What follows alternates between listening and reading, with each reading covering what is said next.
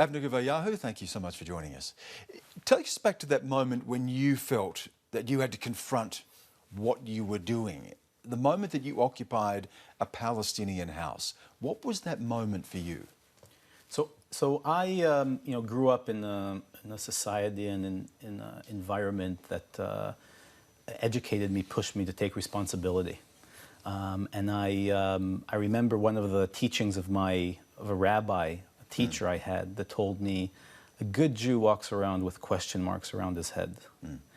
And I think that also as a soldier I had those question marks, but I found ways to rationalize things around me. But when you walked into this house and you had to occupy a family and a home, you started asking these questions. So I asked these questions, but it wasn't, I would say, till one of the moments during the end of my service did these questions really manage to pop out. And it was this specific house that I served in Nablus. So taking over this individual's house, obviously you don't need a warrant if you're a military occupying force, and we barge into the house, arrest the head of the family, handcuff, blindfold him, and take him, his wife, and his daughter and put them in a room. And for me at that moment, these question marks, the lights over my head started turning on, and I went into the room where we put this family and sat and had a conversation with this Palestinian.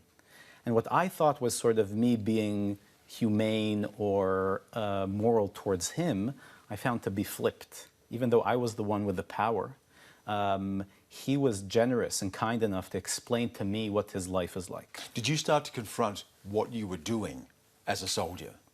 I would say that there was a process, but that was the moment that I couldn't ignore it anymore. Your group is breaking the silence. Did you feel as if you were complicit in the silence, if being a good Israeli soldier meant that you did not ask these questions? I was complicit. I was complicit not only in silence but in violent actions. I myself was violent, and I was silent about my own violence.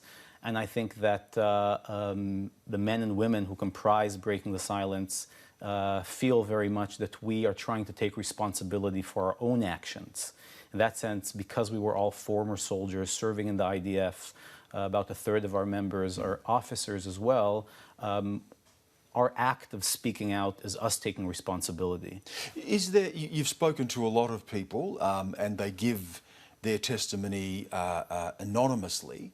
Is there a commonality to the stories that they tell you? Stories that line up with your own experience? So first I would say, we obviously don't meet them anonymously. They don't just send in a testimony or phone in and leave us a voicemail. We sit down with each and every one. But you don't divulge their identities, obviously. Right, of our testifiers.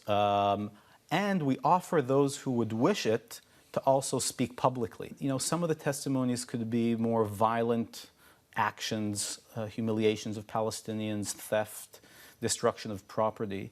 I would say the majority of the testimonies are really the mundane, day-to-day reality.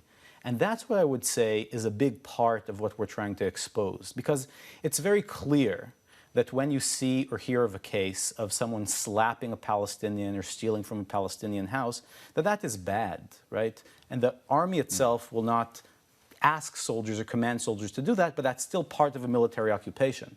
But what each and every soldier does is maintain control over the Palestinian population. Are you talking here about a deep corruption and a violence within the Israeli Defense Force, the IDF, or is this a product of occupation? Where is the emphasis? So I'll give you an example. We were founded with a group of soldiers who served in Hebron, one of the largest Palestinian cities in the West Bank, and the only Palestinian city where in the heart of it you'll find an Israeli settlement. So about 750 Israeli settlers guarded by about 650 Israeli soldiers. And the main street of this city, since the mid-90s, but definitely after the Second Intifada in September 2000, has been what soldiers called sterilized, meaning Palestinians living on that street are not allowed to walk on it, while I can walk on it as an Israeli, internationals are allowed to walk on it. That is something that was ordered from up high. That's a structural decision, a governmental decision. And part of the things we try to ask and try to raise and try to put a light on, someone not being allowed to leave his house and our society accepting that, is that not part of our moral corruption? So your issue is not with the Israeli Defense Force per se, perhaps to an extent it is, but it is much more about occupation. You are opposed to occupation. I would agree with that. It's not at all about the individual soldier, and it's much more about the structure, which obviously high-ranking generals help orchestrate, but they are given their orders by the Israeli government, and the Israeli government is elected by the people. So in that sense, what we're trying to do is not fix the occupation from within, but end the structure. The critics of what you're doing and breaking the silence say there is no silence to break. There is no secrecy here, and you would have the capacity to have raised these things through the correct channels within Israel, within the Defence Force. Is that not the case, that you could raise these issues and have a hearing? We don't believe so. We think there's a... But there are mechanisms, aren't there, to take up just these types of cases. If you believe abuses are being carried out, there are mechanisms within the military and elsewhere to pursue them. So there's a phrase or a saying in Hebrew that some people on the left use talking about hakibush mashchit. Occupation corrupts. It's not that soldiers come in corrupted already. There's a process of corruption. And I think that because we've been at this for 51 years, and there's unbelievable political pressure to maintain this reality on the ground, to keep the status quo, we have also carried in mechanisms that could be used, actually allowed to permeate the situation. It's very clear from cases brought to justice in claims of Palestinians from settlement violence or settler violence, even military violence. The amount of cases that actually find their way to justice are minimal, right? The system itself, in that sense, doesn't give you the opportunity to be able to raise it. Yeah, is that what you're saying? But I would add one thing. I think in that sense, what we're trying to do is not fix the system from within, because the problem, again, is not the soldier, right? Where in that sense, we ourselves were former soldiers, right? There are people that are now serving that will give us testimonies. The problem is the system of occupation, and that will corrupt not only the military's actions, but the state itself. Now, again, critics say what you are doing here is feeding the narrative of Israel's critics, that Israel itself is in a situation where it is facing hostility from without and hostility from within as well. And that we know that there are rocket attacks, particularly from Gaza. We saw the recent protests and how bloody that all turned. That Israel is defending itself and ensuring its own security, and what you are doing is feeding the critics of Israel. How do you respond to that? So I'll start by saying, I love my country. I was willing, and I joined the army willing to die and kill for it, and I am still willing to do that at this point. But I am not willing to kill and die for a military occupation. And I think that what some of the critics of breaking the silence do is equate Israel with occupation, saying if you want to support Israel, you have to support this occupation. What breaking the silence does, like many others around the Israeli society and elsewhere, we're saying Israel and the occupation are not the same. But you're also using the phrase occupation, aren't you, in a very broad sense. We know that it is not applied equally, and there are areas where people have less contact with Israeli military. And of course, Israel announced that it was withdrawing from Gaza, gave control of that to Hamas, and of course we know how that ended. It ended once again in conflict. That the idea of occupation is not just Israel applying it, but there are circumstances that help create that. So in the West Bank, for example, since the mid-90s, we've created a system of different levels of control, what people refer to as, or the military refers to as Area A, B, and C, or the negotiation agreement refers to as Area A, B, and C. Many of those areas controlled by the Palestinian Authority. So that's where it's important to remember. In the heart of Area C, big Palestinian cities, still it's Israeli military control, but there are Palestinian authorities' responsibility, municipality, and there's a Palestinian police force, right?